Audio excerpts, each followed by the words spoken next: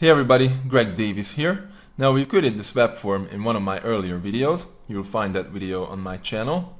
In this video we're going to create a simple PHP script to process this form and take the information that somebody typed into it and send you an email with that information. And we are also going to validate this form so people won't be able to submit it unless they type in all the required information, a valid email address, etc. So this form is going to be fully functional by the end of this video. So first let's create the PHP script that's going to take the information from the form and send that information to your email address. Let's go under File and New and just select HTML. We're going to save it as a PHP document. Even if you can't select PHP, it does virtually the same thing. So just HTML, hit Create, and let's go over to Code View. Select all this code and delete it all. And I just type in the opening PHP tag.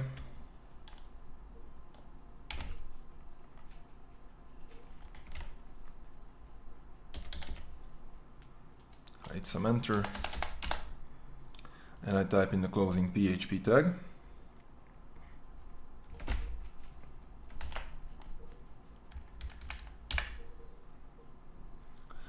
Alright, so these are the open and close PHP tags. So you must place all of your PHP script between these tags. Now let's save this document real quick.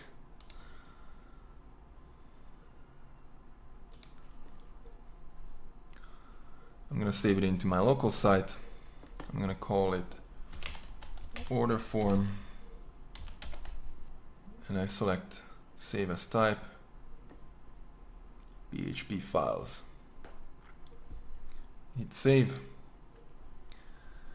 and here we go. You can see that our text turned red. That's what it should do because this is now a PHP file. So let's get going. If the submit button has been pressed, I type in if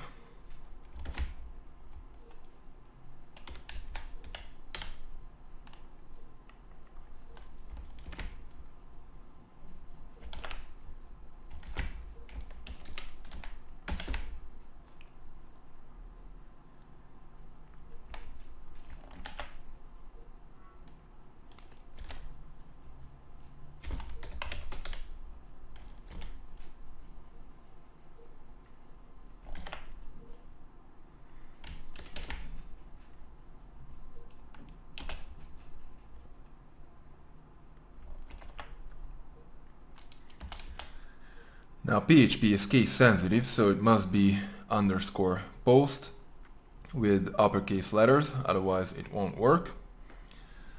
And if the submit button has been pressed, I want to send an email. Sending plain email is very easy in PHP. It has a built-in command for that. I just type it in. It's called mail.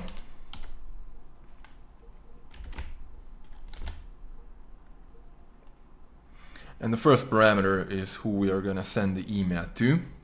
Just type in your own email address.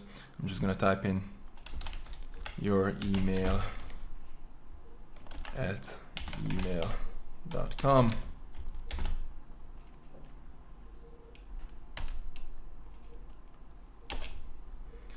And the second parameter is a subject line. This is going to be the subject of your email. I just type in subject line,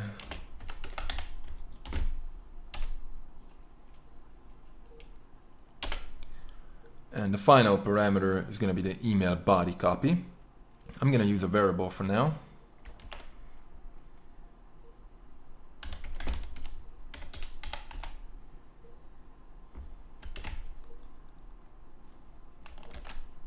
And I close this off. We're going to set up this variable in just a bit. I hit enter, and the next thing we need to do is after people hit submit, we want to redirect them to our thank you page. So I type in header, it's called location,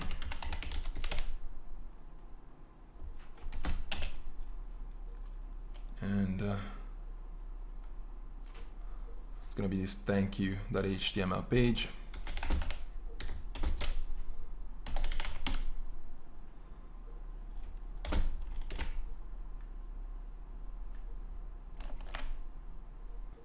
I've already created this thank you page, and you could type in the full URL with HTTP, but since my file is in the same site folder, I don't need to do that.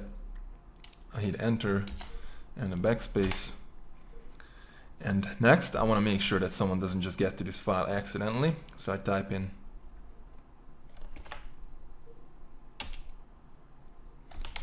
else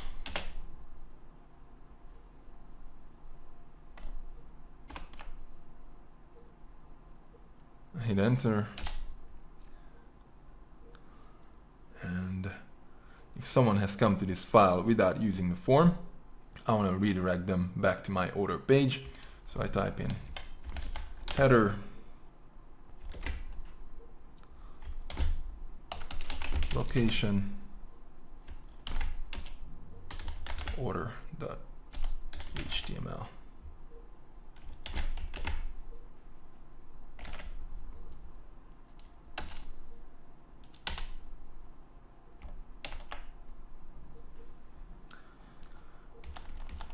And now let's set up the email body that we're going to receive every time someone submits the form. We're going to set up this email body variable. So over here, let's type in $ email body equals, and now I can just type in the body of the email. So I go back to my form, and my first form field is collecting the first name. So I go back to my PHP file and I type in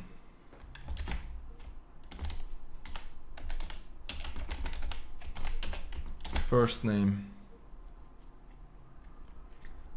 dot $ underscore post. Go back to my form again. I select that first name text field, and the name of this text field is fname. So I go back to my PHP file and I type in fname, just like that.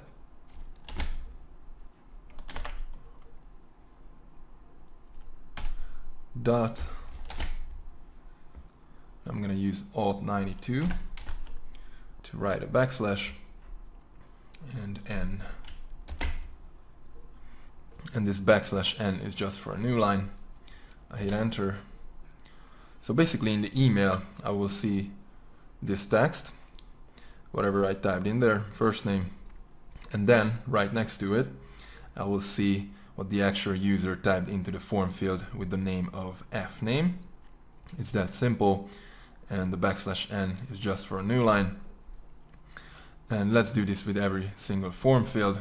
Go back to my form again, and my second text field is collecting the last name. So I go back to my PHP file and I type in dot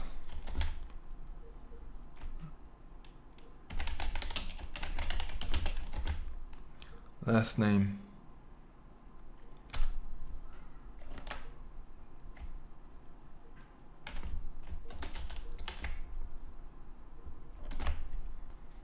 and again we need the name of that text field. So let's go back to the form, select that last name text field, and the name of this text field is lname. So I go back to my PHP file and I type in lname, just like that.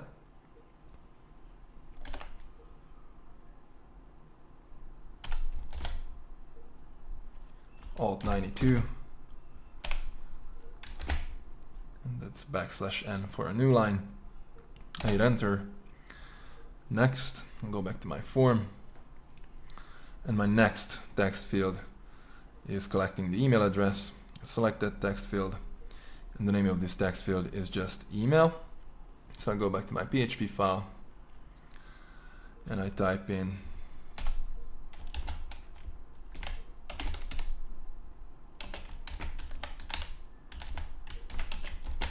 email address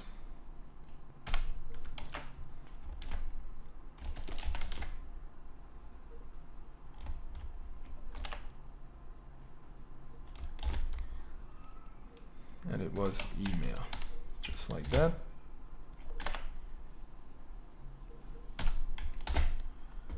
Alt 92 for backslash and hit enter.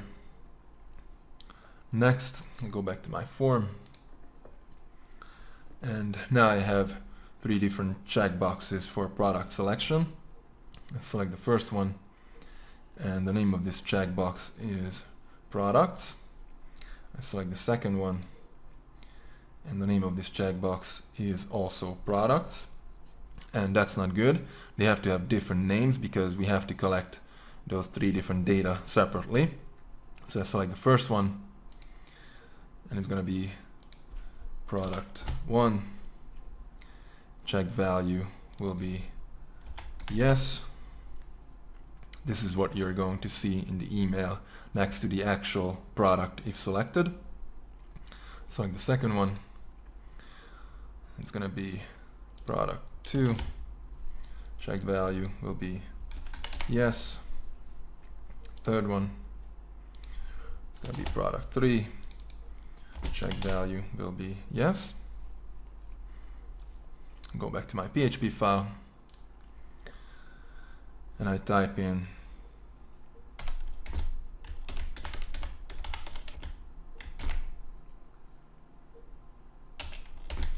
product 1.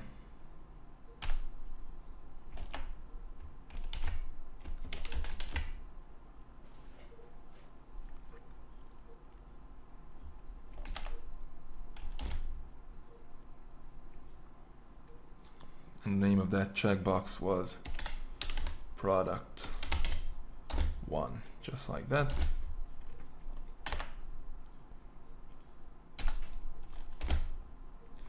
Alt 92 backslash n.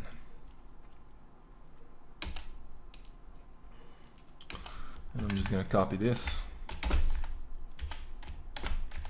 and paste it again.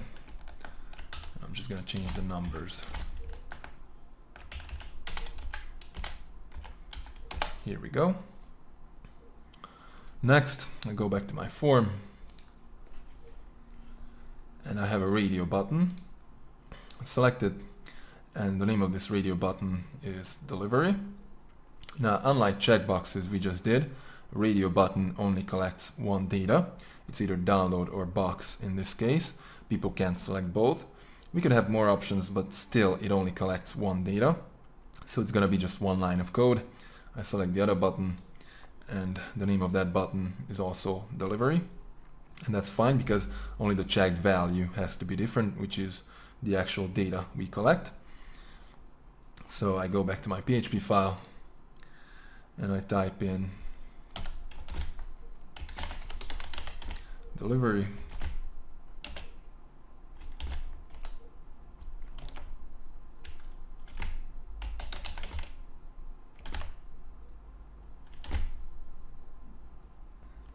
And it was delivery.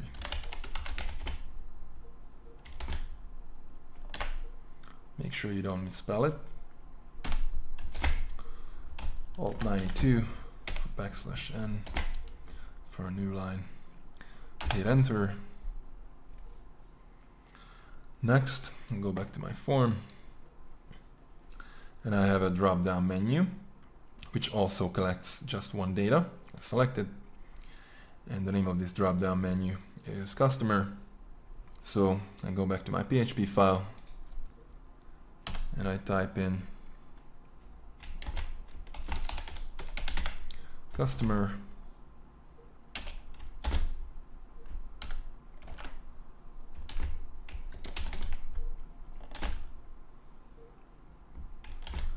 and it was customer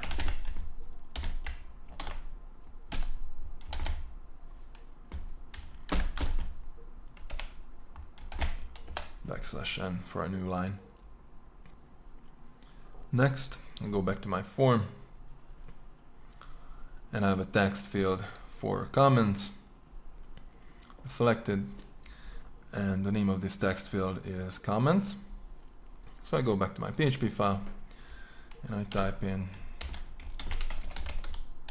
comments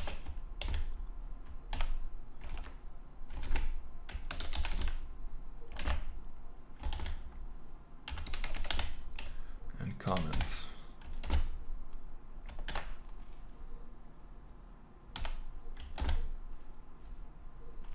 Alt 92, and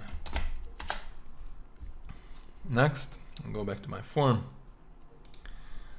and the last one is a single checkbox. I select it, and the name of this checkbox is terms. I'll go back to my PHP file, and I type in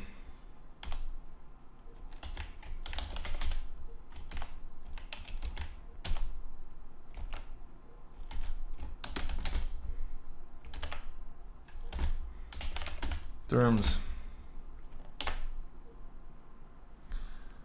and since I'm at the end of the variable I'm defining, I use a semicolon to exit the command, and my PHP file is ready. I'll just save it real quick,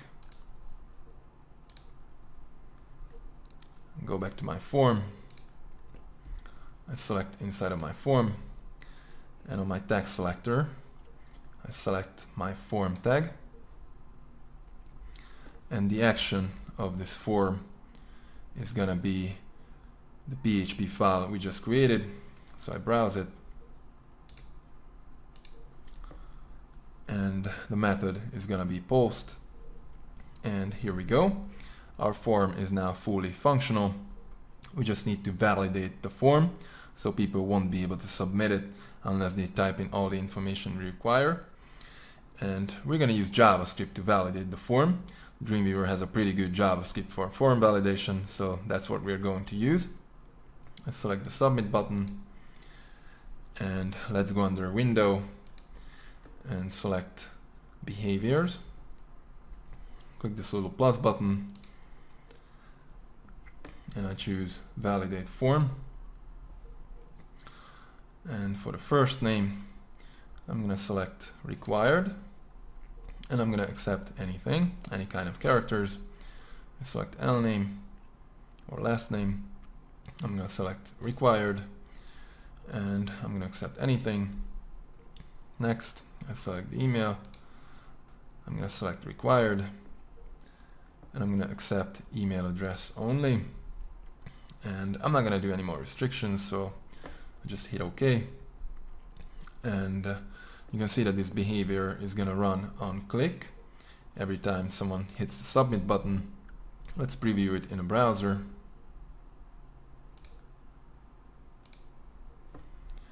Yes, save changes.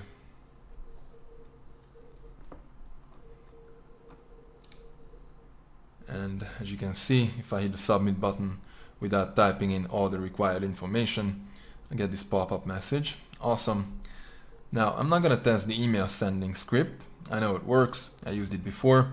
Go ahead and test it if you want. Just make sure you upload everything to your web server, because if you try it on your computer, it won't work. You have to upload everything to your web server.